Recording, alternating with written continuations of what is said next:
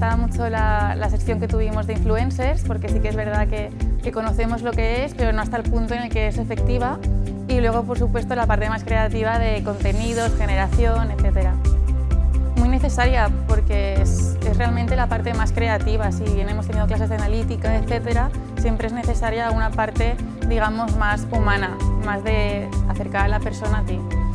Me ha parecido un módulo completo, hemos visto todas las redes sociales, Instagram, Facebook, Twitter, en cada módulo hemos profundizado en su red social y bueno, han venido profesores que están muy puestos en la materia. Hay mucho potencial y creo que todas estas herramientas las usaremos luego en la empresa para poder llegar a más clientes con un precio más ajustado.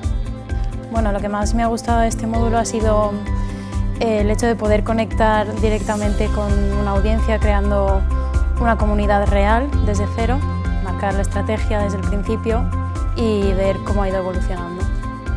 Sí, es muy importante que las redes sociales estén presentes en este máster porque al final están en auge ahora mismo, son el presente y el futuro, tienen bastante perspectiva de crecimiento.